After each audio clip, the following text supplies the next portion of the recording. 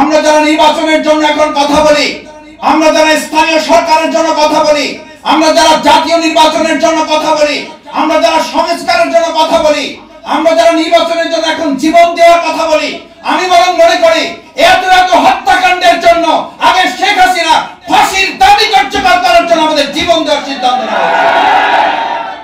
আসুন সেই সেনা কর্মকর্তাদের হত্যাকারী, গণহত্যাকারী, ফ্যাসিস্ট, খুনি শেখ হাসিনা তাকে আসামির কাঠগড়ায় দাঁড় করানো এবং তার দলকে নিষিদ্ধ করে বাংলাদেশে সংস্কার এবং নির্বাচনকে এগিয়ে নেওয়ার জন্য আমরা ভূমিকা পালন করি।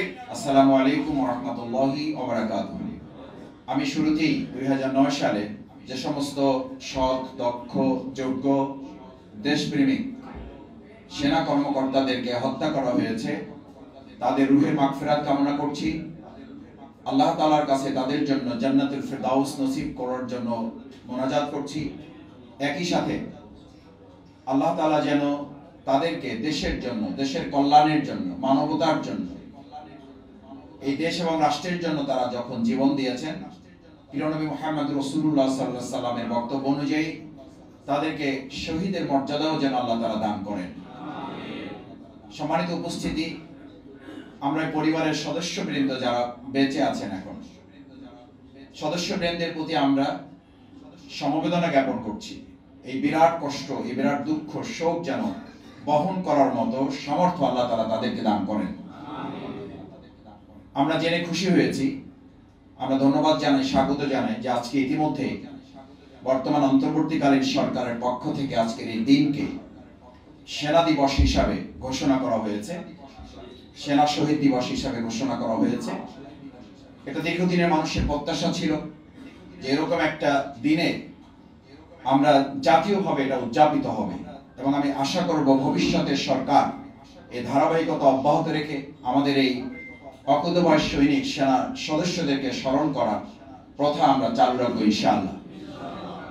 আপনাদের মনে আছে কিনা আমি জানি না, সাংবাদিক বন্ধুগণ আছেন, এখানে উপস্থিত সচেতন নাগরিকরা আছেন, এই দিনটা আসলেই বিগত 2009 সাল থেকে শুরু করে প্রত্যেক বছরে আপনি খেয়াল করে দেখবেন এই 25-26 তারিখে বিগত ফ্যাসিস্ট হাসিনা সরকারের পক্ষ থেকে কোনো না কোনো একটা উৎসব এখানে নির্ধারণ করা হতো।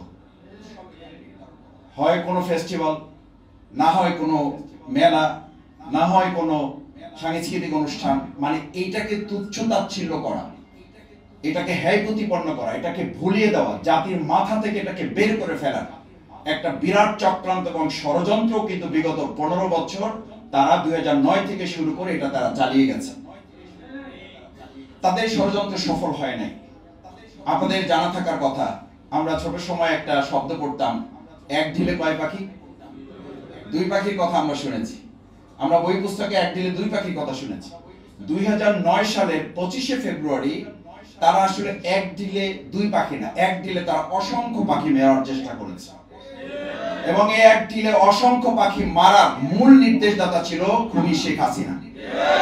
শেখ হাসিনা 2024 সালে শুধু গণহত্যাকারী না, 2009 সালের 25শে ফেব্রুয়ারি মূলত প্রথম গণহত্যাকারী হিসাবে জাতির সামনে আত্মপ্রকাশ করে নাই, সে গণহত্যাকারী হিসেবে আত্মপ্রকাশ করেছে 2006 সালের 28শে অক্টোবর।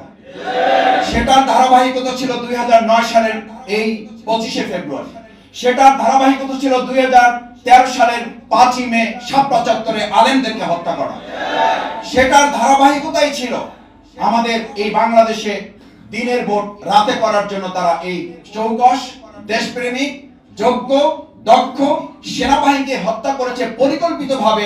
41 সাল পর্যন্ত ক্ষমতায় থাকার এক চক্রান্তমূলক টার্গেট নিয়ে তারা এই হত্যাকাণ্ড পরিচালনা করেছে। তারাই হত্যাকাণ্ড পরিচালনা করেছে মাওলানা দেলোয়ার হোসেন সাঈদীকে মেডিকেল কিলিং করে হত্যা করে যাতে দেশ থাকে, সেটার জন্য তারা এই পরিকল্পিত হত্যাকাণ্ড চালিয়েছে। তারা এই চৌকস সেনাবাহিনীকে হত্যা করেছে, দেশপ্রেমিক সেনাবাহিনীকে এজন্য হত্যা করেছে, দেশপ্রেমিক আলেমদেরকে হত্যা করে ফাঁসিতে ঝুলিয়ে কার্যকর করার জন্য তারা সেদিন এই হত্যাকাণ্ড পরিচালনা করেছে। তারা হত্যাকাণ্ড পরিচালনা করেছে, আমাদের ফেলানীকে শুধু হত্যা করা নয়, তারাই হত্যাকাণ্ড পরিচালনা করেছে ফেলানীকে হত্যা করে কাঁটাতারের সাথে ঝুলিয়ে রাখলেও যেন কেউ প্রতিবাদ করতে না পারে, তার জন্য তারা হত্যাকাণ্ড পরিচালনা করেছে। আমরা ধিক্কার জানাই শেখ হাসিনা ফ্যাসিস্টরা তাদের দোসর ভিতরের এবং বাইরের শক্তিকে একযোগে কাজে লাগিয়ে সেদিন আমাদের সেনা কর্মকর্তাদের, এই দক্ষ দেশপ্রেমিক ইসলামপ্রিয় সেনা কর্মকর্তাদের যেভাবে হত্যা করা হয়েছে, আমি দেশবাসীর কাছে আহ্বান জানাতে চাই, আসুন প্রত্যেককে হত্যাকাণ্ডের জন্য শেখ হাসিনাকে এই দেশের মানুষের কাছে বিচারের কাঠগড়ায় দাঁড়াতে হবে না, শুধু তাকে মর্মান্তিক ভাবে ফাঁসির কাস্টে ঝুলানো হচ্ছে দেশের মানুষের জনগণের দাবি।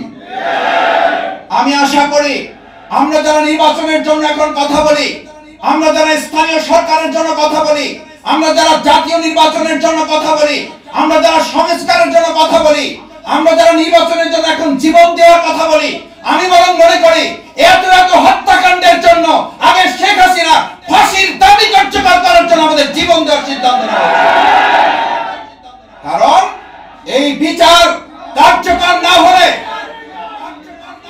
এই বিচার কার্যকর না হলে আপনি নিশ্চিত থাকবেন, আমরা একটা কথা বলি, একটু ভাই আমরা একটা কথা বলি, আমি শেষ করছি এটা বলে এই জন্য যে আমাদের বিশেষ অতিথি, প্রধান অতিথি, সভাপতি মূল বক্তব্য রাখবেন। আমি একটা কথা বলি, শেখ হাসিনা আওয়ামী লীগ এমন ভয়ঙ্কর, বলা হতো একটা ভিডিও কি ভাইরাল হয়েছিল এখন থেকে বহু বছর আগে, যে আল্লাহ দেশবাসীর প্রতি না পৃথিবীবাসীর প্রতি দয়া করেছেন, যে আওয়ামী লীগের মতো একটা দল তৈরি হয়েছে যার কারণে সমস্ত খারাপ মানুষগুলো এক জায়গায় হয়েছে, না হলে এরা সব জায়গায় গিয়ে সবাইকে নষ্ট করে দিত। এটা আজকে প্রমাণিত, এই আওয়ামী লীগ আমরা ভেঙে দিতে পেরেছি, ফ্যাসিস্টদের উৎখাত করেছি। আমি এখন বলি এরা বাংলাদেশ থেকে সরেছে, কিন্তু গোটা পৃথিবীকে নষ্ট করার জন্য এখন এরা চক্রান্ত করছে। যার কারণে আপনি খেয়াল করেছেন আজকে পাশে রাষ্ট্রে বসে সেই দেশের মানুষকেও তারা বিভ্রান্ত করছে। এখন আওয়াজ উঠেছে ইন্ডিয়াতেও, ভারতেও যেন তাকে রাখা না যায়। আমি আশা করব ভারতের দেশপ্রেমিক নাগরিকরা এই সন্ত্রাসীকে আমাদের দেশে ফেরত দিয়ে তাকে বিচারের কাঠগড়ায় দাঁড়াতে তারা সহযোগিতা করবে। তারা যদি সহযোগিতা করে, আর আমরা যদি এখন নির্বাচন নিয়ে আওয়াজ তুলি, আমরা যদি এখন স্থানীয় সরকার না জাতীয় সরকার এই আওয়াজ দিয়ে যদি বিভেদ তুলি, তাহলে মাঝখান থেকে শেখ হাসিনা পার পেয়ে যাবে। আসুন আমরা আমাদের সেই সেনা কর্মকর্তাদের হত্যাকারী, গণহত্যাকারী, ফ্যাসিস্ট, খুনি শেখ হাসিনা তাকে আসামির কাঠগড়ায় দাঁড় করানো এবং তার দলকে নিষিদ্ধ করে বাংলাদেশে সংস্কার এবং নির্বাচনকে এগিয়ে নেওয়ার জন্য আমরা ভূমিকা পালন করি।